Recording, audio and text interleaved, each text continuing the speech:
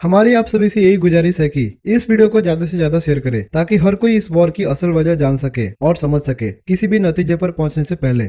इस वीडियो में हम किसी को भी दोषी नहीं ठहरा रहे हैं, तो कृपया इस वीडियो को इन्फॉर्मेशन के तौर पे ले। हेलो दोस्तों, स्वागत है स्पेसिफिक डिस्कवरी के इस नए वीडियो में। हाल फिलहाल आपने ये खबर तो जरूर सुनी होगी कि रशिया ने यूक्रेन के खिलाफ जंग की ऐलान की है और इस न्यूज से बहुत से देश चिंतित हैं क्योंकि ये छोटा सा वॉर जो दो देशों के बीच चल रहा है ना जाने कब एक वर्ल्ड वॉर में परिवर्तित हो जाए, ये कोई नहीं जानता। अगर ऐसा हुआ तब इसका अंजाम काफी बुरा होगा।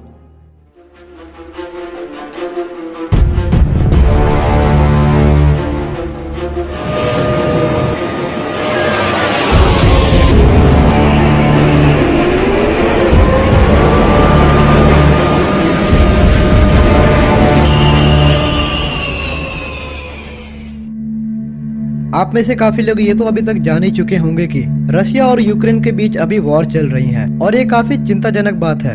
लेकिन आप में से बहुत सारे लोगों के मन में एक सवाल जरूर उठ रहा होगा कि आखिर रशिया और यूक्रेन के बीच इस वॉर का कारण क्या है। आखिर रशिया को क्या चाहिए यूक्रेन से? इन सब सवालों का एक ही जवाब है और ये जो कुछ भी चल रहा है बस इस बात पर टिका हुआ है कि यूक्रेन नाटो देशों का सदस्य बनेगा या नहीं। पर यूक्रेन असल में नाटो देशों में शामिल होना चाहता है और यही कारण है इस वॉर का।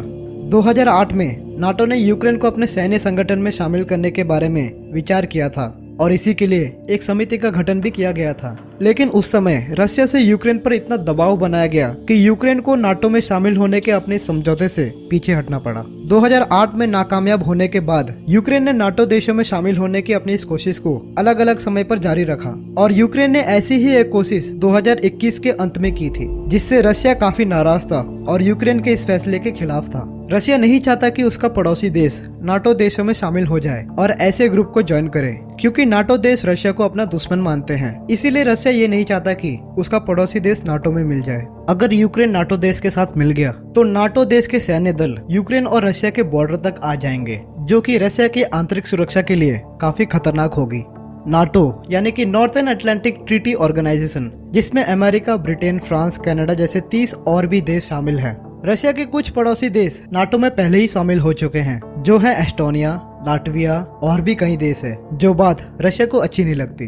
अब रशिया यूक्रेन को भी नाटो देश में शामिल होने नहीं दे सकता। अगर ऐसा हो गया तो अमेरिका जब चाहे तब रशिया के गर्दन तक पहुंच सकता है। अब यहाँ पर एक और सवाल आप लोगों के मन में उठ रहा होगा कि आखिर यूक्रेन नाटो में क्यों शामिल होना चाहता है।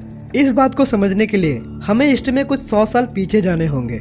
साल 1917 से पहले रशिया और यूक्रेन रशियन एम्पायर के अंडर आते थे, लेकिन 1970 में रशिया के क्रांति के बदौलत ये एम्पायर बिखर गया, जिसके बाद यूक्रेन ने खुद को इंडिपेंडेंट देश घोषित कर दिया। लेकिन यूक्रेन 3 साल तक भी इंडिपेंडेंट नहीं रह सका और साल 1920 में यूक्रेन सोवियत संघ में शामिल हो गया।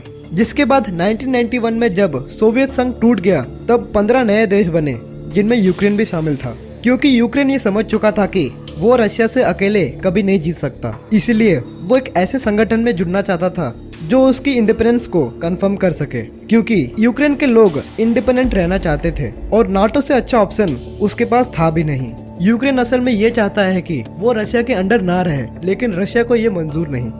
इस वॉर के पीछे एक और रीजन भी है कि रशिया के प्रेसिडेंट व्लादिमीर पुतिन ने बिना युद्ध लड़े ही ईस्टर्न यूक्रेन के 3 टुकड़े कर दिए, जिससे दोनों देशों के बीच तनाव शुरू हो गया।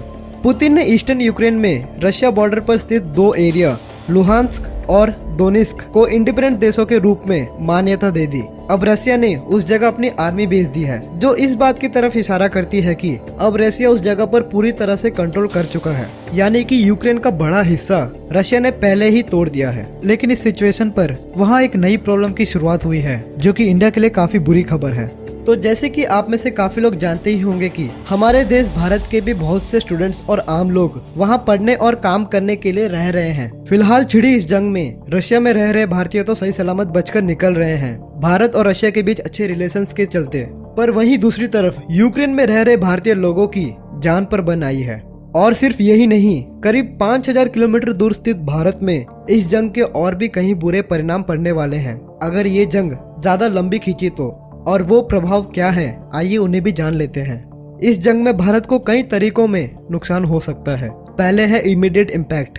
दोस्तों, जहां एक तरफ भारतीय सरकार को यूक्रेन और रशिया में फंसे लोगों को निकालना है, जिनकी संख्या करीब 15,000 से लेकर 20,000 में मानी जा रही है, वहीं दूसरी तरफ इस जंग के कारण क्रूड ऑयल्स यानी कि कच्चे तेल की कीमत भी बढ़ सकती है। आपके जानकारी के लिए ये बता दें कि क्रूड ऑयल वही चीज है जिससे पेट्रोल और डीजल जैसे फ्यूल बनते हैं। आप में से बहुत सारे लोग ये जानते होंगे कि मिडिल ईस्ट के देशों में फ्यूल्स ज्यादा मात्रा में पाए जाते हैं, पर आपको ये बता दें कि रशिया और यूक्रेन ऑयल प्रोडक्शन में दुनिया में पहले स्थान पर आते हैं और भारत भी ऑयल्स का इंपोर्ट रशिया से ही कराता है। अगर ये वॉर ज्यादा लंबी चली तो इसका डायरेक्ट असर पेट्रोल और डीजल के दामों में देख सकते हैं। Long term impact.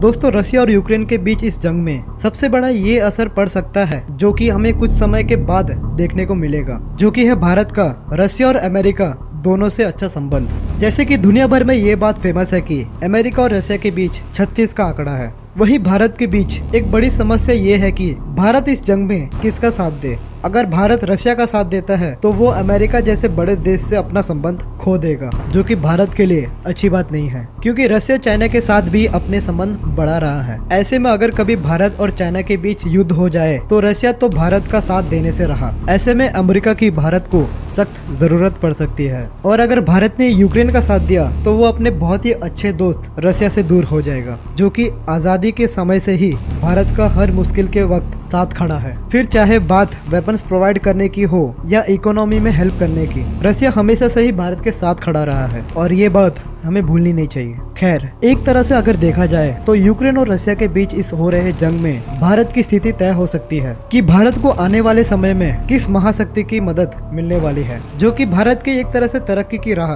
तय करेगी। ऐसे और भी कई प्रभाव है जो भारत पर पड़ सकता है आने वाले समय में इस जंग के कारण।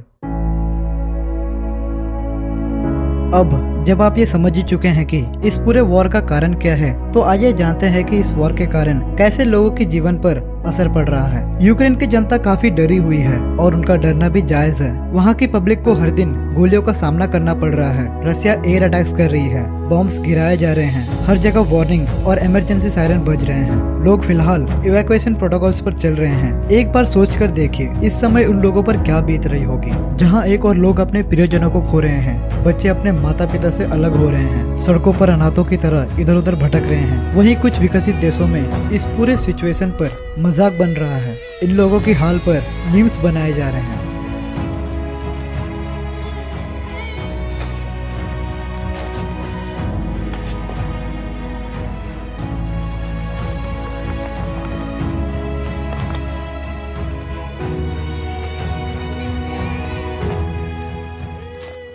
तो दोस्तों, आज के लिए बस इतना ही। उम्मीद है आपको हमारी ये वीडियो अच्छी लगी होगी और रशिया और यूक्रेन के बीच हो रहे इस जंग की पूरी जानकारी मिल गई होगी। अगर हाँ तो इस वीडियो को लाइक करें, वीडियो को शेयर जरूर करें और चैनल में नए हो तो चैनल को सब्सक्राइब जरूर करें और साथ ही साथ बेल आइकन को भी जरूर दबा दें ताकि हमारी आने वाली वीडियोस की नोटिफिकेशन सबसे पहले आप तक पहुंचे। मिलते हैं आपसे किसी और दिन किसी और वीडियो में। तब तक के लिए अपना और अपनों का ख्याल रखें।